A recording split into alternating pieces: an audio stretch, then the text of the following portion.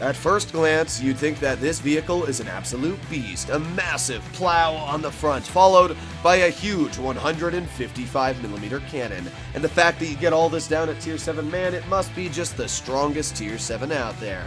Well, that's what you'd think. That's what I thought when this vehicle was first released into the game, and I wanted to get my hands on it at all costs.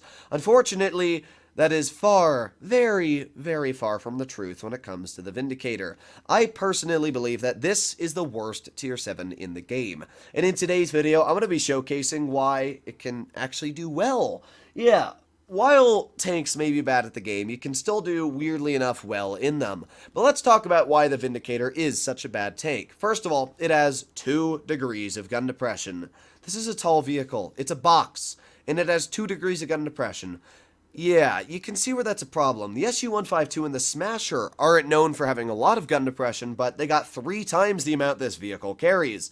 As well, the gun on this tank only fires heat, meaning that if you're shooting at spaced armor, good luck, because it's not going to penetrate. It has absolutely awful dispersion at .453. It has terrible premium pen when you compare it to the SU-152. Sure, 259 is good, but it's not nearly as good as the 275 the SU carries. And as well, the worst part is the HE Alpha. It's 900. Why does it lose 60 Alpha compared to the SU-152? And the Smasher, I've never understood that, never will. Even the KV2 has higher HE damage. So basically what the Vindicator is a box with a plow on the front and a really bad gun. The other problem with the Vindicator is that the plow doesn't actually add any armor. You'd think that it adds like this huge amount of frontal protection. That's what I thought. It doesn't. You're going to notice in this battle that, well, it doesn't really block anything. Now, this game is, as I said, going to showcase where, even though this may be the worst Tier 7 in the game, I just thought it was funny how well this game worked out to be. I was initially going to make a video just calling the Vindicator absolute trash, show 2 games on why it's absolute trash, and then never play it again. The main reason why I do this is so that newer players that don't fully understand what this tank's playstyle is don't get swindled into buying a tank that they have no clue how to play and is absolutely awful. But, well, it turns out that apparently I probably am going to be convincing some people because, well, we did pretty well in this game. But in all seriousness, I do believe that this is one of the worst tanks out there. Sure, a T-44-100, a Tier 8 Russian medium, is quite useless. I'm pretty sure many of you out there would agree the T-44-100 is one of the worst Tier 8s. However, just because it's one of the worst tanks doesn't mean you can't do well in it. I mean, I can probably average over 2,500 in it if I tried. So, the fact that this tank is in that same sort of area, in my opinion, where, yeah, it's a terrible tank, but there are occasional games where, like against us, you're going to have free shots into this guy. I don't know why he thought that was a smart decision. Well, clearly he wasn't thinking. But there you go. Our first shot does 879 damage. We got a Black Prince off to our side, and a dead SU-100Y and a dead Cromwell. Well, the good news is that we got a lot of alpha to at least ward off the opponents. We get a nice HE into that Sherman Firefly. Nothing huge, but I'll take 280 damage. It's better than nothing. And we get pen twice. Well, we're already down to 600 health. Not amazing. Let's reload, and here we go. We got a shell ready for the taking, and, oh, why'd you do it, bro?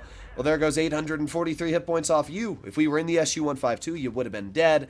But, hey, take your luck, because you are pretty lucky. So I'm going to ignore that Jackson now and make my way, well, I'm trying to think of what I want to make my way towards. We got the Hellcat, the Sherman Firefly, and the Black Prince. And this Black Prince is going to drive sideways, and, oh, we got a max roll. That's incredibly lucky, and I'll take it.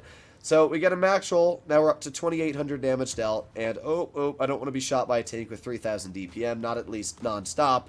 We're going to reload, and now we're going to start aiming in on this Black Prince. Got to drive over the hill, aiming, and fire! We don't low roll it. We average roll into the Black Prince's frontal plate. We're up to 3,400 damage dealt. And what a weird battle. We have been able to turn what was an awful, not an awful game, but an awful tank into what looks like a beast. Like, seriously. But and all jokes aside, we haven't bounced really a single shell. And I want you to imagine if we were up against, you know, normal Tier 7s like the Smasher, the CS-52 Lease, or really anything else that has armor, what it would have done to my vehicle. Because, yeah, we got a pretty dang lucky matchup here against the Tier 7s that we're fighting. And I can't say you're always going to get that. There you go, nice shot.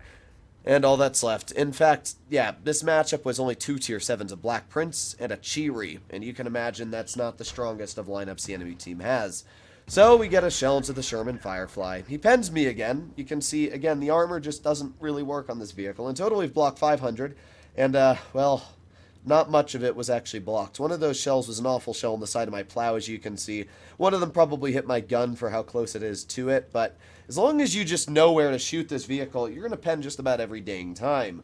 So, at this point, we've dealt 3,700 damage. All that's left is a Cheery, who, well, I don't really know where he is, but we're going to try and find him. Another thing I'll point out about the Vindicators, it's not very fast, only going in at a top speed of 30 kilometers per hour, which is, well, 12 slower than the SU-152, and also quite a bit slower than the Smasher, which I think goes at least 35, if I'm not mistaken. So, yeah, again, another big L for the Vindicator. But, hey, maybe we'll get a free dub killing this Cheery. He's behind us. We somehow spotted the Cheery as well, because you'll notice our light bulb pops up. I did not think we were the ones spotting the Cheery, but I guess that's just how it turned out. So now I've got to turn around, start going up the hill, speed. Are we going to get the shell out? Are we going to get the shell out? Well, first things first is we got to not die. Drive over the hill. He bounces me. Fire! Oh my god. We actually got the Cheery killed. And there you go, ladies and gentlemen.